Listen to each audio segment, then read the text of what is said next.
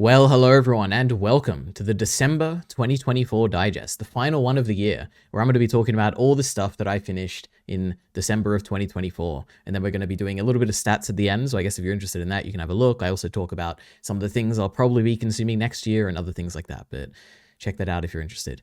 But anyway, let's just get right into it. We're done with these long introductions. First up, we have Look Back. So, this is a movie, of course, an anime movie that came out this year. It's 57 minutes long, perhaps the shortest movie I've ever watched in my life, and I watched it on the 1st of December.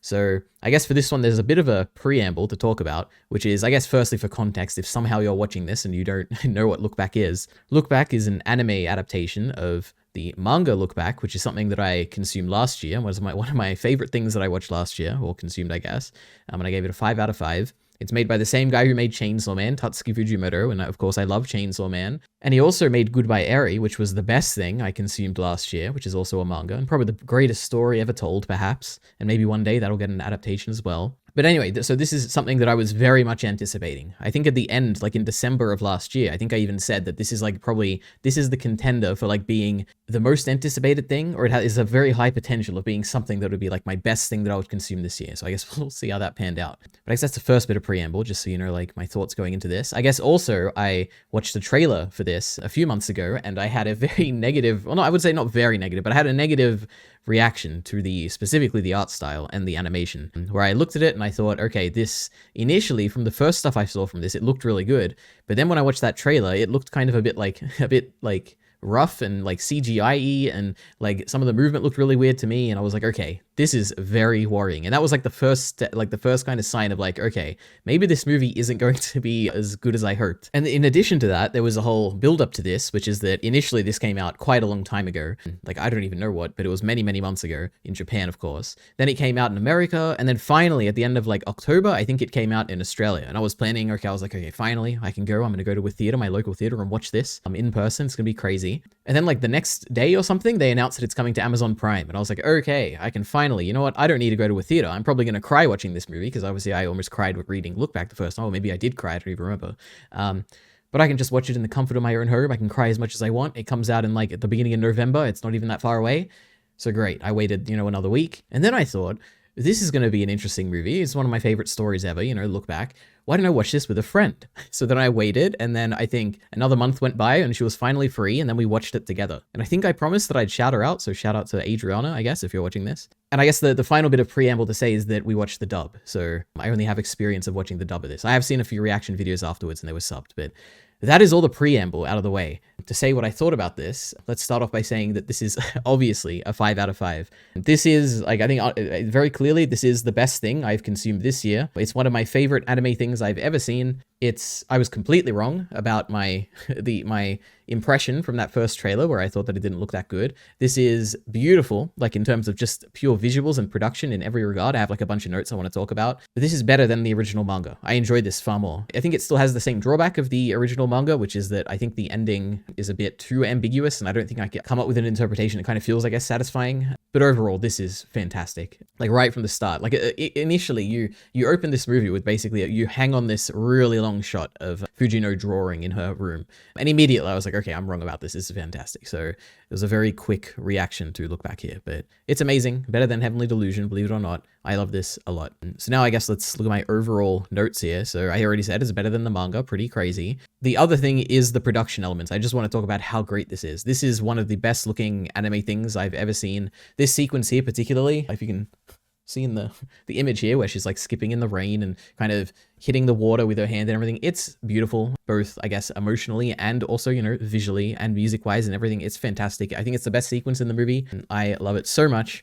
What else is there? The soundtrack, just disregarding the animation, soundtrack is fantastic. It's incredibly emotional, which is, I guess, really great for me, who is someone who like knows what's happening when you're going into it. And it's like, how much of an emotional kind of story this is, and to have such a great soundtrack that kind of feels like if you know what's going to happen, it like really sells you on like the emotions of it. I think it's fantastic. Obviously the animation's amazing. What else? The use of colors and lighting. I never know how to express this properly, but like daylight looks very vibrant and nighttime looks very cold, and like when she's depressed, it like looks really dark and depressing, and it's beautiful basically from a colors and lighting standpoint. And the directing is really cool. There's a bunch of really cool directing choices, and I have like a big list here. So I think firstly, just like to to gush about this opening scene in this movie, you really hold on this scene for a long time. I don't know if it's like a whole minute or like 2 minutes or something. It feels like a very, very long time, where it's basically just Fujino and she's drawing and you see her back and there's like really loud emotional music playing. And it's just such a striking choice to like choose to open this movie for such like to hold on such a long shot. I really, really like it.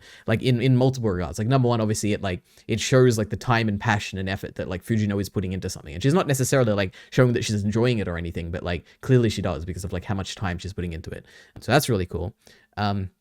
It also like kind of gives you as a viewer, or me, I guess, who as someone who has seen this story before, it gives you like the immediate emotional gut punch of like, she's going to be like this at the end of the story too. Like, you know where this is going. And the fact that it's like making such an emotionally like scored scene at the beginning of the movie really, really gets to you. And I almost cried just like starting off. I was like in the first minute, I'm like, oh boy, I'm going to cry immediately. So I think, yeah, the music choice in this scene is amazing. And of course it is like a visual parallel to like you open the movie with like this whole holding a long shot on like Fujino just drawing. Then of course we end the movie with the even longer long shot, I guess, of her drawing all by herself, when she chose to pick up drawing again. So I really, really like the choice of just how long we held on this first scene. What else is there? There's the shot. Oh, there's a cool shot where like Fujino is basically, she first sees Kyomoto's 4-panel strip for the first time, and she's like comparing her art to Kyomoto's, and you like zoom out, and you see like a classroom, and then you zoom out more, and it's like even more people in the classroom, and then you keep zooming out, there's like a giant like amphitheater of like, I don't know if it's an amphitheater, a big hall of like people basically.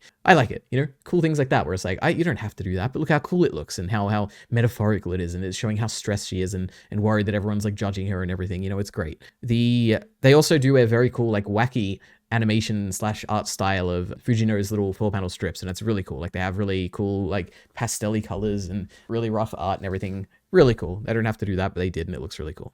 And also like there's this one shot particularly where you have Fujino who is comparing herself to Kyomoto for the first time, and she has like a montage of all these people who are like telling her stuff, and there's like this old lady who's like, oh my gosh, you can become like a professional manga person. And then you flash to one of the kids who was like seeing and comparing Fujino's art to Kyomoto, and the kid's like, oh wow, yours is like childish or whatever compared to Kyomoto. And then in the background of that shot where you're seeing the kid, it has like the kind of the pinkish kind of warped background art that was used in the little 4-panel strip animation, and it's like, oh, this is cool. It's like blending in like the two worlds here in like a really cool way. So I like that directing shot, or directing choice, I guess. What else? When they're running through the crowd in the middle of the movie, you have like them in color, and then you got like all the people in sepia tone, and like that's all really cool. It's like separating them, of course.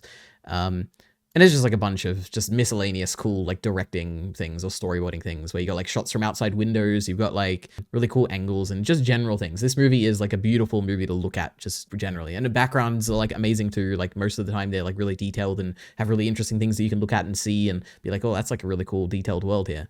So production-wise, this is a fantastic movie. And of course, I watched the dub as well. I can say the dub performances were fantastic, especially Kyomoto. I think Kyomoto's dub voice actor is basically perfect. And I was kind of a bit worried because it is kind of like an introverted character where they're kind of, they're socially awkward and you have to kind of present that in a weird, like, you don't want it to feel like it's overacting, but it was fantastic. The only issue I have with the dub is that the animation for the mouths and stuff is like very particular, and it very much feels like they're saying Japanese words. So sometimes the lip flaps it's not even lip flaps because they're not like flapping, they're like literally animating the mouth. It kind of just feels like it's not necessarily matching at times with the dub, but you get over it. You don't really see it that much, and the performances are so great that it doesn't really bother me at all. But yeah, so I guess that's production wise what I thought about it.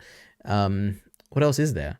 I have it in my overall notes here. I just said that I don't have any thoughts on the story. It's pretty much exactly like a 1-to-1 retelling of the original manga. So if you're interested in that, you can go look at my July 2023 digest, I think, where I talked about look back. So if you want to hear what I actually thought in my first watch through, but I don't have any thoughts in that regard. Now I have a few miscellaneous notes. Believe it or not, I actually don't have much to say beyond what I just said about the movie, but whatever. Oh, this is like a kind of a miscellaneous thing, which is that I never really realized how similar Fujino looks to Asa Mitaka from Chainsaw Man Part 2, of course. So it's crazy. It's like some of these shots, it just looks like an animated version of Asa. It's like insane, especially when she's like doing the flying kick, and I'm like, oh my god, that's Asa Mitaka right there, and she like punches the guy, and I'm like, oh my god, this is amazing. So I don't know, miscellaneous note there. And this is, I guess, my last miscellaneous note. I actually don't have many at all, but my jaw dropped and I was in awe at the Goodbye Eri reference specifically. Like there's a few references in this. The ones I picked up were obviously like the Goodbye Eri and Chainsaw Man 1. Chainsaw Man is basically like the shark kick stuff, uses like Chainsaw Man volume covers, and there's like other miscellaneous things like that. But the Goodbye Eri one is crazy. They're in like a movie theater, and it's basically the scene of not Eri. I don't know what the protagonist's name is in Goodbye Eri, but he's like walking out and the building explodes behind him, and I'm like, oh my god, this is amazing. So yeah, that was one I soyed out, okay, as Kyle Entertainment would say. It was fantastic. I loved it. It was so cute. And we love Goodbye Eri here. And maybe that's the closest we'll ever get to seeing it animated. How sad. But anyway, that is what it is. So now all I have left for look back, I guess, is my favorite scene. So I have a few of them. I love the scene of them meeting Kirimoto and Fujino in Kirimoto's house. Like, I guess firstly walking into the house and then like meeting outside the house and stuff. There's a bunch of cool animation there. It feels like an important moment. I don't know. I really like that scene. Obviously the scene where they going out and spending their money and you've got them running in the crowds and stuff. This is fantastic. I already talked about how I think it looks really good and everything, but emotionally it's also really great, you know. And obviously the best scene in the movie, the running in the rain thing. It's got a bunch of really cool, like not subtle, because I don't think it's subtle at all, but it's got a bunch of realistic kind of, what would be a word for this? Mannerisms, I guess, that that Fujino is doing, like just hitting that water in the rain, the way she's skipping, the way she's moving her hands, like it feels like I'm in her position, like I'm seeing a real person here, which is, I guess, what you want in this very, very grounded scene of like someone who is expressing so much joy in finally being recognized for something that they really value. This is the best scene in the movie. It's fantastic. What else is there? There's the scene where Fujino finds out, or like hears on the news and gets like a phone call that Kirimoto is dead, or I guess was involved in the attack, and she like drops her phone, and that's really great the way it's done. And I truly loved the dark colors and just everything about the close-up shots of her face and everything in the scene where where Fujino is blaming herself for Kirimoto's death, and she's like outside her bedroom and is crouching down, and it's all dark and there's so much detail in her face and everything. It's just beautiful, and it's, of course, like, I guess in the same vein as when I read this for the first time, it's incredibly sad just thinking back to that kid Kirimoto who was like all alone in her room, and perhaps if Fujino never got involved in her life, then maybe she would have lived a longer life. And it is just such a sad thought, and it really gets me emotionally when I'm watching it as well, so it's great. And of course the final favorite scene in this is the karate kick in the alternate reality thing. I loved it so much. Really cool. But beyond this, I don't have much to say. It's a 57-minute long movie. If for some reason you're watching this review and you haven't seen Look Back, you have to watch it. There is no question. This is it's better than Perfect Blue. It's like I think it has to be my favorite like anime movie. Go watch it. It's short. It's on Amazon Prime Video. You're gonna love it. If you don't, then like I guess you can like leave a bad comment and tell me how bad I am or whatever. But it's a fantastic movie. Please go watch this. If there's one thing I make you watch this year, go watch Look Back. But that's that. That's Tatsuki Fujimoto's Look Back, which has now been adapted into an anime form. Which, you know what? I'm going to find the director of this because they did a fantastic job. Let's see. So directed by Kiyotaka Oshiyama. So thank you for making this amazingly directed movie. But yeah. Next up, we have Mr. McMahon. So this is a TV show. It's 6 episodes long, and I watched it, I guess, from the 1st of December to the 2nd of December. So this is basically a documentary about Mr. McMahon, the character that Vince McMahon plays in the WWE universe, I guess. If you want to hear what I really think about this, there's like a bunch of detailed thoughts I gave on the Secondary ENT channel, which is Kai Entertainment's second channel, where we basically did a very in-depth discussion of this whole series. But generally, I thought it was a 3 out of 5. It was very fun to watch this. It was very interesting to watch this. There are a few things that stuck out to me that I'm going to remember forever, like the Montreal Screwjob thing. There's like a bunch of stuff throughout this that I'm like, okay, I'm glad I watched this very much. If I'm trying to think, what are the drawbacks of this? I guess it was like, it kind of felt like it was skipping around a bit too much. Like it was a bit hard to keep track of the timeline. It feels like it's a bit of a weird place where it's like, it doesn't feel like it's for a hardcore audience because it feels like they probably know this, but it also doesn't feel like it's for a generic kind of audience like me who doesn't know much, because it's like, I think I'm going to miss a few details and doesn't feel very cohesive and everything. But generally it was a fun thing to watch. I don't have too many thoughts on this. Go check out that discussion with Kyle if you're interested. But next up, we have another anime movie that I watched this month. Again, with the same person that I watched Look Back with, so shout out to Adriana again. But 5 centimeters per second. So this is a movie from 2007. It's an hour and 3 minutes long, and I watched it on the 13th of December. So one thing that I didn't know going into this is that apparently this is directed by the same guy who directed Your Name, which used to be, I guess, my favorite animated movie of all time. So this was kind of cool. I would say definitely the directing of this was really great, generally. But I guess the thing to say about this is that I think this movie might have gone a little bit over my head. Now, I don't know if it's necessarily my fault. It might be because a lot of the Japanese that was on the screen was not translated. Like, it was just on the screen. I didn't get subtitles for it or anything. So I think I might have missed like a few of the connecting details. Like, I know this movie has like credits midway through, and it has like different like titles for like different sections. And I don't really know what any of those said. I probably should have gone back and checked, but I didn't. So basically, yeah, I think a little bit of this movie went over my head. But that's like a kind of just a warning here for when I talk about it. Again, I watched this dubbed. Watching a lot of dubbed stuff. We love dubs. Dubs are great. And the dub for this was, I would say pretty good. Some of the voices, well, I think one voice in particular sounded familiar, and it's like a good voice I like. Some of it felt like it didn't match some of the characters, and it was a bit melodramatic, which is, I guess, something I'm going to talk about in this movie. But generally, it was pretty good, like most dubs are these days. But overall, this is a 3 out of 5. I enjoyed watching it. It didn't really stand out to me or anything, and it was a bit confusing, but I generally enjoyed it. But let's see what my actual overall thought notes here. I guess this was my summary. So for anyone who's seen this, and I guess you can tell me how bad my summary here is, but this movie seemed like it was basically a collection of romance stories that generally focus around like one main protagonist guy.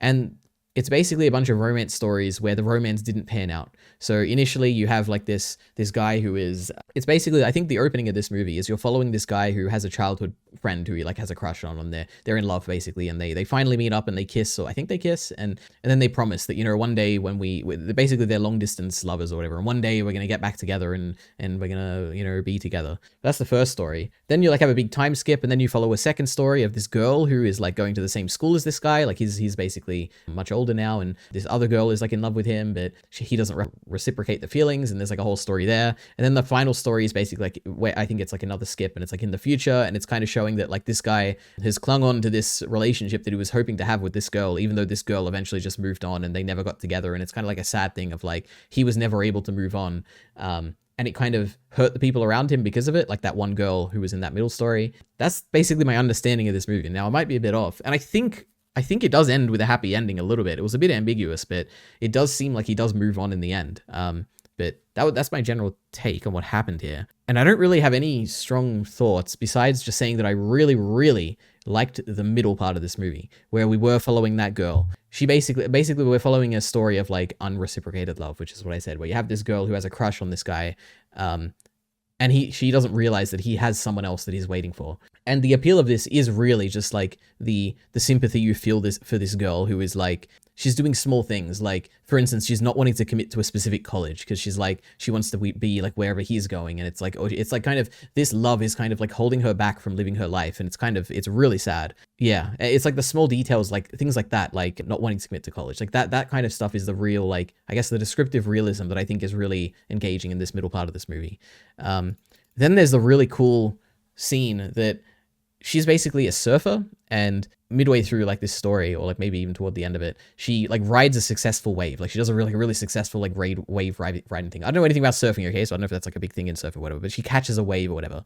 And then she says that because she finally like caught a wave, she like was able to build up the courage to tell him how she feels. And I really like this. It's a cute thing of like, oh my God, I did something great. I'm so proud of myself. Let me like use this courage and let me go finally do what I've been meaning to do for a long time. And I really like it. It got me really invested in her character. I'm like, oh, maybe he will change his mind. Maybe now that you managed to surf the wave, you'll have the confidence, you'll tell him and he'll love you back. And obviously that didn't work out, but I was very much invested in that story and her character as a whole, which of course this obviously culminates in the scene of like they're walking home or like walking somewhere, and the guy is basically walking in front of her and isn't even looking at her. And she's obviously, all of her attention is on him. And it's like, it's just so sad, and she like breaks down crying, and no one is really saying anything when she's crying, and like it is just like the unreciprocated love is so sad, and it is definitely the highlight of this movie.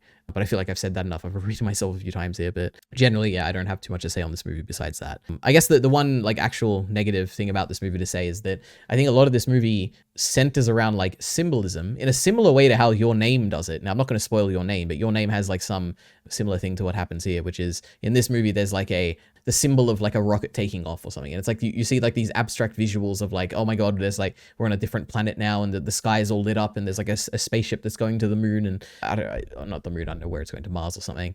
And these are obviously meant to symbolize something. I don't quite know what, like maybe it's something that you're always striving for that you're never going to achieve or something like that. Or like a hope for something that will never realize. And I don't know what it stands for. Basically, all these abstract visuals didn't land for me. They didn't really do anything, and they fell flat. So that's a shame. But if you like these abstract visual things, maybe you would really like them. But I like this movie, I guess, but not me. Anyway, now I have a few miscellaneous notes for this movie. Number one, the voice actor for the girl was recognizable. I don't remember. It's been a while since I watched this, obviously the middle of this month. but I think I'm talking about the first girl, like the girl when she was like a little young girl when they were on the train and everything at the beginning of this movie. I don't know if you can figure out who the dub voice for that is, then please let me know. There's another descriptively real thing here of like I don't remember who it is, but someone basically moves away, maybe the guy in the beginning of the movie, and he keeps, no matter what, like even after he's moved away, he keeps checking the weather for the place that he left. And that's a very descriptively real thing. I've done that, like no matter where I go in different countries and stuff, I always like every now and then I open my phone and check the weather for Sydney or something like that. That's always fun, descriptively real thing in this movie. He also checks the letterbox for, or maybe she does, I don't remember who specifically, but checking the mailbox for a thing that you're hoping to come eventually, which is like, I think it was like a long distance romance letter from like the girl that he liked, but it never comes and it's so sad. This is like another miscellaneous note, which is that the first story is basically like this guy is on a train and he's trying to get somewhere, but like the whole world is against him. Like the snowstorms happen and all the trains are delayed and he like gets to another station and I don't know if he misses the train or something, but like basically everything is getting in his way to stop it.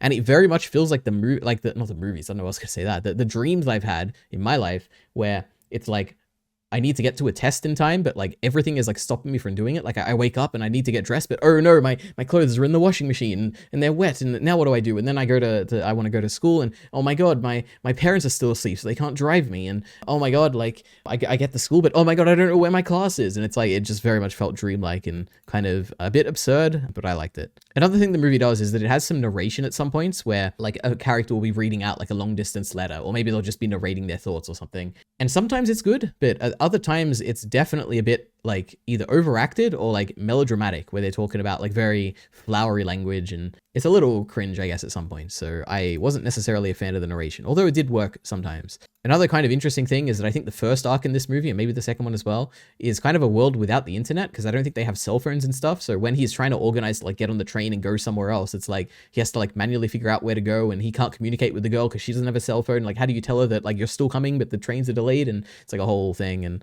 kind of interesting. A life without the internet, without phones, I guess. But yeah, that's basically 5 centimeters per second. Didn't really land for me, had a bit of ambiguities in trying to understand what was going on. I think maybe this would benefit from a second rewatch or a second watch, I guess. So who knows? If you're a big fan of this, let me know what you thought about this, I guess, in the comments, if it's worth a second try.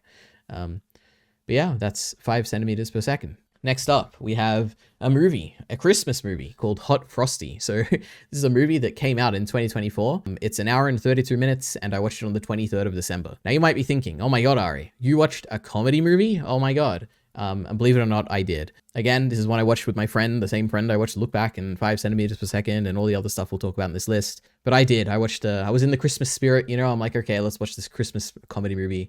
But overall, this was a 2 out of 5, okay? This was kind of, I enjoyed parts of this, but it is a little like bafflingly bad at times. And the go-to example I have is like, when I was watching this, there's this scene where like they pull out a letter that is meant to be like handwritten, but it's very clearly typed. And it's like, how does a mistake like this, not a mistake, but how does this happen? Like, is this intentional? Are they trying to like make it like absurd? Like, oh, no one would actually like this is a bad movie, you know, like we're aware that we're making a bad movie. Like the letter that was meant to be handwritten is typed. And I don't know, it's like tiny things like that where I'm like, this is kind of strange. And like this, now I don't know if anyone else would like even notice this, but to me, it feels like it's a very small scale movie as well. It feels like there's like 3 sets in this or something. I guess, albeit the main the main set is like really big, like the big street set or whatever. But all the others are kind of like, there's very few of them and they're all kind of the same. And it's like, okay, this is like I guess a very small scale movie.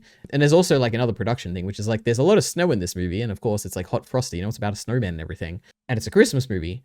But the snow looks really fake. It looks like foam and stuff. And like the statues look like they've been molded like specifically out of plastic or something. And it's just production wise. And like every now and then, I guess the story wasn't that bad. It's more like the production of this is really mid. And the story is very like cliche. And I don't think anything too interesting happens in this. There's like a really good scene, which is like the dance scene at the end. But I guess besides that, there's really not that much. But yeah, that's like my main overall thought on this. You know, it was decently enjoyable, but I would not watch this again. And yeah, another thing which is strange about this movie, I guess this is more of a writing thing, is like the theme of the movie, or the thematic structure, which is, or not really the thematic structure, like the theme behind the movie more so, which is that, I guess if you don't know, I'm sure many of you don't know anything about Hot Frosty here, but the premise is that there's this woman who, I don't remember if she's like a widow or if she like broke up with her husband or something, but she's basically alone, you know, living a lonely life, and she's unable to move on. So she puts this magic scarf on this snowman, and the snowman comes to life, and basically the snowman like becomes her love interest, and at the end of the movie they like kiss and stuff, and you think he's like, basically it looks like he's going to melt away at the end of the movie, but then he like survives and actually turns into a human and he gets to live forever now as like her husband and stuff. And basically for like 95% of the movie, it really feels like this movie, like thematically or like moral wise or whatever, is like talking about how sometimes it can be helpful to have like a little push in life. Like sometimes you can't get through things alone, and it can be useful to kind of have someone there to kind of support you and get you through things. And it kind of felt like, okay, so the point of this movie is going to be that Hot Frosty comes in, or Jack, or whatever his name is, and kind of gives her the little push that she needs so that she can move on with her life. And at the end of the movie, maybe he'll melt away like a snowman, but she'll be happy and she'll be thankful that she met him and can now move on. But then at the end, like he survives and he becomes like her love interest, and it's like, so this magical snowman that you created became a human and is now your love interest, and you don't have to kind of move on, and you kind of created like the perfect man for you to marry out of magic. And it's like, I guess thematically this kind of all falls apart. But I guess who cares? It's like a fun Christmas movie. It's meant to be like, oh my God, a Christmas miracle, guys. But I don't know, it falls a bit flat thematically, I guess. But who cares about the themes of Hot Frosty? But other than that, my only other notes are that, I guess firstly, they get very close very quickly, like in terms of like emotions and stuff. And it feels like they only know each other for like a week. I'm sure it's been longer, but like actually if you like do the timeline or whatever, it feels like, oh, we just like met each other and now we're like deeply in love. And I don't know, it's like a thing. And I guess now I have like a list of my fun moments and characters. So my favorite character in this was obviously the police chief. He is like hilarious. His partner's also pretty great. They were great. Every scene they were in, I liked. Like I said before, this dance scene was actually cute. Like it was actually a really good scene in this movie. There's also a plot twist, which is that there's this kid throughout this movie who is like asking someone to a dance, and then you see him later and it turns out he's the kid of the police chief, and it's like a wild plot twist, and it's like, oh my God, this is like the mic drop moment where the kid is like telling the dad like, you can be a good person please in this moment. And it's like, oh my gosh, this is great. So that was a good plot twist and fun kind of reveal. And I guess in that scene is also pretty great. There's like the dance scene, and there's a scene like at the end I was just talking about, which is like the police chief is kind of locked away Hot Frosty, or not Sam, Jesus, Jack, and he's going to melt away. So the whole town comes together and they're like, we'll pay his bond. We'll like put the money all together. And then his kid is like, Dad, you need to set an example, be a good person or whatever, please. And then they like, I think they turn around the words on him or something. Like they're like, I don't even remember the words, but it was something like a man is defined by his actions or something. And it's like, oh my God, that's what the police chief said earlier. Now it's being turned around on him. But yeah, Hot Frosty. What more can I say? A 2 out of 5. I would not necessarily recommend this to anyone. So yeah. Next up, we have another Christmas movie. Actually 2 that I decided to just talk about both in one kind of section here. We have The Princess Switch, which is a 2018 movie that was 1 hour and 41 minutes long, and I watched on Christmas Eve. Oh my goodness, to get me in the Christmas spirit. And then I have The Princess Switch Switched Again, which is a movie that came out in 2020. It's 1 hour and 36 minutes long, and I watched it on the 27th of December. So these are basically 2 movies about a character that basically, let me just give a general premise because I'm sure most of you haven't watched this, but you have, oh boy, am I going to remember the character names? Stacy, who is basically, she like bakes stuff. She has a bakery or something. And then later on in the movie, you meet Margaret, who's like I was going to call her a princess, I guess, or like she's not a queen yet. And they're basically identical. And it's like because of some family history thing and who knows. And they switch places. And that's like the premise of this movie. Oh my God, like the princess is now becoming a baker and the baker is like becoming a princess. And it's like a romance movie and it's a Christmas movie. And it's pretty much exactly what you would expect, I guess. And I give both of these a 3 out of 5. These were enjoyable. I very much am actually interested in watching this third one because I can't possibly know where they're going to go from this. Well, having finished the first one, actually, I had no idea where the second one was going to go. But I mean, they surprised me and they made a decent movie. So yeah, I mean, generally just like, it's just a wholesome, happy, very generic kind of story where like there's a bunch of cute stuff, but nothing too crazy. Nothing like, oh my gosh, that was like a fantastic, amazing scene. I'm so glad I watched this. Like it was just generally enjoyable. That's my take on the Princess Switch and the Princess Switch 2. I guess if I'm comparing the two of them, I think I did slightly prefer the Princess Switch, like the first one. It's kind of simpler. It's got like the 2 romance storylines and nothing else, I guess, beyond that. It does kind of focus more on the Stacy and Edward romance stuff. It's like the baker girl and the prince, but it was cute. There was some cool stuff. They go to an orphanage and stuff, and they give toys to kids. Like it's a cute kind of romance movie. I like the first one probably more. I guess if I had to say like the highlight for the second one, it would probably be like if the first one is like more on the prince and the baker girl, the other one would be on the princess and what does he do? I guess he's also a baker. This guy in the top right? It focuses more on them. So I guess they're kind of the highlight of that movie. There's also a new character you meet in the second one who's called Fiona. And oh my gosh, guys, can you believe it? She also looks like Vanessa Hudgens, except she's blonde, or maybe she just has a blonde wig or something. But she is probably, I guess, another highlight of that movie. I guess if the first one is good for like the simple kind of romance storyline, the second one is kind of good for the wacky kind of like fun stuff that happens. And Fiona is definitely the funnest and the wackiest stuff that happens in that movie. And she is the highlight. Like, she's of all these movies, she is my favorite character. I love Fiona a lot. I hope she's in the third one, but I guess we'll see. But what else do I have to say? I have two scenes here from the second one that I like a lot. One is that there's a really goofy chase scene where Stacy, Margaret, one of them, I don't know. This is one of my criticisms of the second movie particularly, which is it was difficult to keep track of who was who, I guess, a little bit. But one of them is basically chained away in a basement and she runs away and there's a whole chase scene. And at the end, there's like a fight. It's like a really goofy fight where Edward comes in, does one punch and knocks the guy out. That was fun. I like that scene. And also, obviously, the image I've chosen in the background of this picture here, of this slide here, which is a wedding that happens at an airport in like a very impromptu fashion and happens very quickly, and it's fun and cute and all the characters are there, and there's a pastor guy who like officiates the wedding and he has to catch a plane, so he's like freaking out like timeline wise and everything. He's trying to rush it along. It's great. It's goofy, it's funny, it's also cute. I like that scene. So, there's some good stuff in that second movie. I guess, despite what I said, the first one I do like better. There is one more note I have, which is, again, about how something really interesting that the second movie did, which is it had an incredibly subversive scene, which was kind of crazy. So I guess for recap, I don't know who's watching this if you haven't seen The Princess Switch, but basically the premise is that you have a couple who's broken up, okay, like in the past, and they're both like sad about it to varying degrees, and some time passes, and the girl, I guess a new guy kind of comes into the girl's life and shows a little bit of interest, but he hasn't really made any moves yet.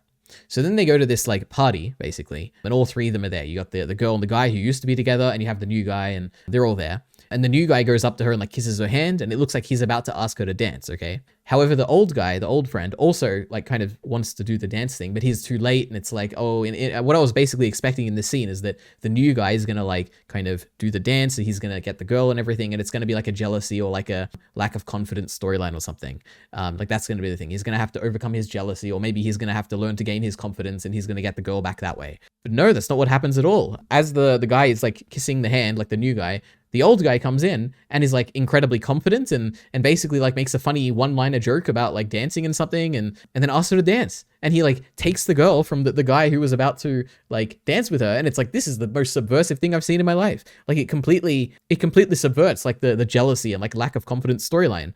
And it really makes his character kind of interesting. It's like, he is extremely confident. That is not something I was expecting. So yeah, the movie basically surprised me in that regard, like subversive. Like I was not expecting the movie to go in this way, and it ended up going in that way. So that was kind of really cool. But I guess that's the most praise I can probably give to these movies. Generally fine, enjoyable, pretty good. Actually, I just realized I have more to say about this movie because I have a whole section on miscellaneous notes. So number one, of course, Vanessa Hudgens is in this, and I realized she is very beautiful. Okay, I hadn't seen her in a very long time, but in these movies, she looks very beautiful. And I like her British accent. Jesus, she does like a fake British accent, and it's pretty good. Well, I don't know if it's pretty good, but I like it, okay? The way that she delivers stuff, it's great. Especially in Fiona's accent. That was the best accent in this whole thing, but fantastic. Another miscellaneous note is that sometimes the sound mixing in this is a bit weird. I don't know how to describe this at all, but it kind of sounds like they're far away, and it's like a bit strange. It doesn't blend the background with the foreground very well. I don't know anything about production, but it sounded like that to me. Also, the second movie does a major recasting of like the daughter of this guy, Kevin, I think was his name. Like they recast his daughter, and it's like kind of crazy. Like they don't really look that similar at all. But we're just meant to accept it's the same character. I think I did prefer the first girl, but the second one was fine too. Like it wasn't that big of a deal, but it was kind of crazy that they just swapped that quickly. Like another miscellaneous note here, which is that the swapping places thing is like, of course it's fun. In the first movie, I think it's fun and like well done. In the second movie, it's like a pretty contrived. Like for some reason they want to switch places, but they don't want to tell Edward, the prince, who's like one of their like partners. And I don't know why. It's like kind of just adds more complications and just is going to hurt his feelings and stuff. Like there's no real need to do that. So that was kind of weird. And then like there's the whole Fiona plotline of like she wants to like, because she looks identical to the other two, she wants to like switch places and with the actual monarch person, and she wants to like scam the crown basically of money. And this is a bit contrived because it's like it would easily like fall apart at any level of scrutiny, and I think the only reason it works at all is because the characters are like pretty either unaware of what's happening for like convenient reasons, or even if they are aware, they're kind of incompetent and they don't do something about it when they probably should. So yeah, but who cares? It's like, it's fun. The whole Fiona storyline, I'm complaining about it, but it was probably the best part of the movie. So yeah. And then what else? like I said before, it's a bit hard to keep track of who is who, especially in the second movie where there's 3 of them. But yeah, I guess that's probably more my fault than the movie's fault, but yeah. Oh, there's 2 other things. One is that there's this random, like, old man who shows up every now and then, and whenever he shows up, he kind of like, that things are gonna go well because he's kind of like pushing the couples to get back together and everything.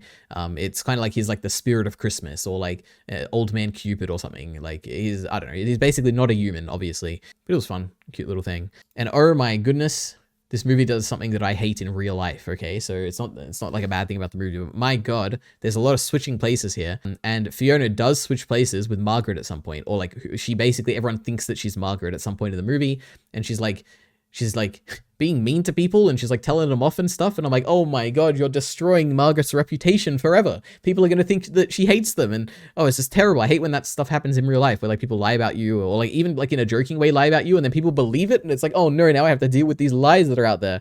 This is terrible. Oh my goodness. I hated it, but it was fun. So yeah, that was the Princess Switch, and the Princess Switch switched again. 2 Christmas movies that I watched this Christmas. Now, oh my God, let me get up. Oh my goodness. Next up, we have Doctor Who Christmas Special. So the 2024 Christmas Special, Joy to the World. So this is 1 episode of Doctor Who. It was 56 minutes long, and I watched it on the 27th of December. So I guess I can just go straight into it. Overall, it was pretty good. It had some really fun parts. It had some pretty great ideas. Like, for instance, the what do they call it? The time hotel, and like the Doctor spending a year like on his own, basically. Like, it had some really good stuff and ideas and stuff, but it had a very, very flat ending with Joy just, embracing the star creator thing and becoming the Christmas star. And it was a bit very weak of an ending, but overall it's getting a 3 out of 5. I enjoyed it. Very weak ending, but yeah. Let me see. I guess beyond that, there's like 2 things that I want to talk about, which is that there were really 2 interesting bits in this episode. One was the short story where the Doctor is basically spending a year on his own in this hotel, or this motel or hotel or whatever. And he basically grows closer to this like lady worker at this hotel. And it's just so cute. Like, they're living their daily lives. They're like getting closer. They're like playing games and stuff and sitting outside the hotel building on the stairs. And it's just so cute. And then like when they say goodbye, and I'm almost crying. I'm like, oh my God, they're saying goodbye. Why is the Doctor leaving? Oh my God, she's so great. Basically, I loved her character, and I loved that like kind of story. And at the end, she gets a job offer, I guess, and she probably accepts it, to work at the Time Hotel. So maybe we'll see her again, but that was exciting. So I really liked her character. And she also, just as like for anyone who's seen Sherlock, she kind of gave me like Molly vibes from Sherlock. I think that was her name, Molly. I probably should have looked it up, but yeah, I kind of got that vibe from her. And I love Molly from Sherlock, so she was great in this. We love her. The other really good thing that the show does, which is obviously the background image for this slide, is there's a whole storyline, or a very minor story element, I suppose, of basically there was COVID in this world, like our world, and Joy's mum basically was in a hospital, but Joy couldn't visit her because of COVID, and the last time she spoke to her was over her iPad. And the first time this is brought up in the show, I'm like, oh, this is like kind of sad, I feel it intellectually and stuff, and all that must suck. But then the final scene in this episode is basically Joy's mum's perspective of that interaction, of the final interaction before she dies, where she's like talking to her iPad and her daughter's there, and she's sad. Like, it's like she's not putting on like a fake smile or anything. She's just Joy. Like, it's Joy who hangs up. It's not even her, or like ends the conversation. I guess maybe the mom actually hangs up or whatever, but it's just so sad, because it's like clearly she is destroyed by the fact that she can't see her daughter one last time. And it's just like the sad look on her face when the iPad hangs up. It got me instantly crying. Like legitimately. I couldn't believe that the episode made me cry out of nowhere. This is the best scene in the episode, and it comes out of nowhere. I think it's only really good in like a vacuum as well. Like the fact that at the end of this, she kind of does a really goofy thing, which is like she dies and she becomes part of like Joy, because she like ascends and becomes part of the Joy star or whatever. That's the cringe element, I guess. But putting that aside, okay, which is kind of strange, and it kind of undermines like the sad element of the scene. Just the concept of this like old woman who is like incredibly depressed and sad and dies, having not said goodbye to her daughter properly. It's fantastic. So good job to, I guess, Stephen Moffat, I think, wrote this. So that was really amazing. Yeah. Anyway, I have another note here, which I don't remember what this is referring to, but when I watched this, apparently I wrote down that the small woke bits are endearing. So I don't know specifically what was woke about this episode, but, I wouldn't be surprised. Doctor has a lot of woke elements, but I thought it was great, endearing. Yeah. So those are my, I guess, overall thoughts, pretty great. A very weak ending, but yeah. Now, miscellaneous note-wise, I thought the Time Hotel was very cool. I guess the concept, for anyone who hasn't seen it, is that you have a hotel where each room is basically connected to a hotel that exists somewhere in time and space. And there's basically, if you were in a hotel, like say you're in some random hotel in like Sydney or something, there would be some random door that is like locked in your hotel that you can't open, and every now and then, like the Time Hotel would like use that door and kind of enter that hotel, and it's like really cool. So I like the premise there. It was a really cool premise. I guess Stephen Moffat is like really good at premises like this, and that was really cool. And I guess another miscellaneous note is kind of a strange thing the episode does, like structure-wise, and I don't think I'm a fan of it, but it's just notably strange, I guess, which is that we have a cold open to this episode, which is basically you're looking at a bunch of different timelines, like different characters in different times, and the Doctor basically enters each of those times and like has like a tray and something and is clearly looking for someone. And we get like a whole like maybe 2-minute montage of that. And then like not that much later, maybe like 10 minutes later or something, we basically get the exact same scene again with barely any more context. And it's just showing that we've like caught up. Like that was basically the opening scene was like a flash forward a little bit. And then we like kind of show the flash forward in the context of the episode later. But it's not like way later, like at the end of the episode where it would feel like, oh, it's like a big reveal. Like, oh my gosh, it was like in the future. It's kind of just like, oh, we're just like doing the scene again. That was like kind of weird. Like, I don't know why they did that. But yeah, that happened. Another miscellaneous note is that Ncuti, who's the Doctor's actor, he is fantastic. He sold me, I guess, even probably just from like the Church on Ruby Road or something, but he is a fantastic Doctor. And the example I have here is that when he's trying to get the Silurian, who he knows is going to die, but I guess we know as the audience is going to die, but he doesn't necessarily know because he's the Doctor, believes in things. He gets the Silurian to tell his story, like about his life, and he wants to give him motivation to live on. It just makes me truly feel like the Doctor cares. Like he truly he cares about the people who are dying, and he cares about this Silurian who is like on the verge of his death, and Ncuti is an incredibly good actor in that he is able to make me believe that he really cares about this dying alien thing. Yeah, it's great. What else? There's a cool scene where like the Doctor is trying to crack a code and he can't figure it out, but then he is like, oh my god, time travel, let me think. And he goes, come in. And then like a Doctor from the future comes in. I'm like, this is cool, very cool time stuff. There's a funny gag with like the Doctor when he's spending a year in the hotel. There's like a bunch of little like TARDIS toys that are clearly like actual fan or like whatever, like merchandise for Doctor Who that he bought online, which is kind of a meta thing of like, oh my god, you can buy like Doctor Who merchandise in the Doctor Who universe. That's kind of crazy. And the final miscellaneous note is that the Villain Guard Corporation is back. Kind of crazy. We've had a few mentions of them now, all in these Stephen Moffat episodes. I wonder if we're like setting this up for like some grander thing like later down the line. Like who knows? But the Villain Guard Corporation, aren't they a maniacal bunch? But anyway, that's Doctor Who's Christmas special, Joy to the World, a 3 out of 5. And that's that. So this was the 2024 digest, the final December one, and here are the final rankings. So number 1, we have Look Back. So it leapfrogged all the way to the top of the list. The best movie I've seen this year, the best thing I've consumed this year. An amazing adaptation of Tatsuki Fujimoto's manga. Then we have Joy to the World in the 3 out of 5s, toward the top. It wasn't terrible. And then we have Mr. McMahon slightly lower. We have the Princess Switch above the Princess Switch 2, then 5 centimeters per second, number 37, and then Hot Frosty in the 2 out of 5s, just below the Acolyte. And that's the total rankings here for my final 2024 leaderboard. So the top 8 here, all the 5 out of 5s. We have Look Back, Heavenly Delusion, The Menu, Triplets of Belleville, Sound of Metal, My Hero Academia's final stretch of chapters, Shogun, and Gunbuster. An amazing set of things that I really, really like this year. So I'm very glad that I got to watch these. But now let's talk about some statistics. So number 1, we have the distribution here of all the different types of stuff that I consume. So obviously I consumed the most amount of movies this year. That was my predominant type of media, followed by TV shows and anime. I also consumed some games, and I think I read both 2 books, and both of them were Mushoku Tensei's prequel story, Old Dragon's Tale, so I read that twice this year.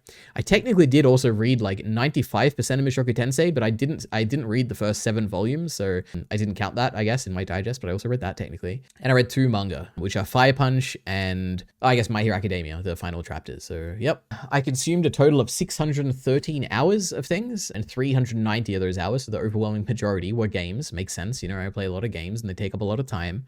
Then followed by followed by TV, which is kind of interesting. I guess The Acolyte, and there was like a few other things I watched. Then anime, 64 hours. It kind of feels crazy that I watched 64 hours of anime, but it adds up. I double checked it. And then 53 hours of movies, and then 14 hours of books, and then roughly 11 hours of manga. That was my estimate for how long it took me to read those. But yep, 613 hours. This is the graph showing you, I guess, the rate in which I watched stuff this year. You can see that, I guess, in the middle of the year, I really sped up, and then at the beginning of the year, I was a bit slow, and then the end of the year, I was a bit slow, except for December, where I watched a bunch of stuff, basically. So yeah, that's the graph there. Now we have the scores that I gave, and I think this is pretty drastically different from last year. I think last year this kind of went 1, and then 2 was a bit more than 1, and 3 was a bit more than 2, and then 4 was even a bit more than 3, and then it dropped to 5. This time we have an interesting thing where like the most of the things I gave a 3. 1 and 2, there were very few bad things I watched this year. There were a lot of good things I watched this year, 4 out of 5s, and quite a bit of 5 as well. So it's like a weird kind of shape here, but I mean, you can probably judge that just by looking at it. I don't know why I explained all that. Then we have the year that the media that I consumed. What year did it come out? Or like, did it finish? I don't know necessarily. It was a bit inconsistent when I was doing this, but basically the takeaway is that modern stuff is very dominant, especially 2024. So the most recent year was 35% of the stuff that I watched came out this year. So it's a 35% dominance. So it's kind of interesting to me, I guess. Now I kind of want to talk a little bit about the stuff that's coming up next year. So of course I'm going to be continuing this digest next year. It's going to be on this channel. You know, I enjoy doing it still. But there's a few things to consume. So anticipated. So basically, what am I looking forward to next year? We have a few things. We have the Madoka Magica movie. I'm incredibly excited because Rebellion is one of the most beautiful, like, oh my gosh, look at this aesthetic. Like, it's so good. So I'm interested to see like what this next one's going to look like. Obviously, the Chainsaw Man Reese movie. I'm very excited for that. We have Zenshu, which is like this mappa anime that is about, I think, making manga or something. I watched the trailer for it a while ago on stream and it looked really cool. We have 28 Years Later, which is like a sequel to a movie that I've seen before, so I'm interested in watching that. The trailer looked really good, which got me excited, and I love zombie movies, of course. And then we have the Fantastic Four, the return to the Marvel Cinematic Universe. It feels like it's been a while since I've watched a Marvel movie. Which actually has it. I don't even remember the last one I watched, but I feel like it's been a while. But I'm excited for that. Everything points to this movie being really good, basically. Now, high priority stuff, so stuff that I could technically watch right now, but I want to, like, basically, as soon as I can, I'll watch these. We've got Dun Da Dun, the anime. I think the first 12 episodes, like, either done or, like, very close to being done. We have Wicked, the movie. I very much want to see that. It very much seems like it's going to be something I love. Nosferatu, I think it's made by the same guy who made The Lighthouse, and I love The Lighthouse. I'm very much interested in this. We have Love Lies Bleeding, which looks like a really interesting, like, small independent movie, so I'm interested in that. And we have Pantheon, which is something that Jarky Bacon has recommended to me. He says it's going to be a 5 out of 5, but I'll be the judge of that. I guess we'll see. But that's also very high on my list. Now, there's a few things I need to catch up on. I'm falling a bit behind on some things. We've got My Hero Academia Season 7, so I'm excited to get to that because, you know, some of my favorite stuff in My Hero are in these, like, these episodes here, as well as the movie that I haven't seen yet. We have That Time I Got Reincarnated as a Slime, Season 3, as well as a movie. I'm very much excited for that, but I need to catch up on it. We've got Bad Batch Season 3. We've got Love is War, or Kaguya-sama Love is War, which has a movie that I haven't seen. And we've got ReZero Season 3, so I'm also excited for that. Now, I don't know if that's finished airing yet, but I need to catch up on that. And we also have a few things planned for next year, which are, like, guaranteed to be doing. So, obviously, the Chainsaw Man read-through and the Vinland Saga read-through, those are going to continue until those stories, which both of those might actually end this year. I guess we'll see. So, we're going to be doing that. We have the Star Wars movies that I'll be going through with Kyle Entertainment, so check out those when they come out, I assume pretty soon. I announced this a while ago, but I'm finally going to be watching One Piece this year, the anime, so look forward to that. I don't know how much I'll consume of it this year, but I'll definitely be watching some of it. And finally, we're going to be consuming the Jujutsu Kaisen manga, so no matter what, I'm going to be at least consuming this by myself, but if Jarky Bacon is still up for it, he's definitely going to be reading it with me, so look forward to that. But that's Digest, so thank you for being here all this year. And see you next month, which is in 2025. How exciting.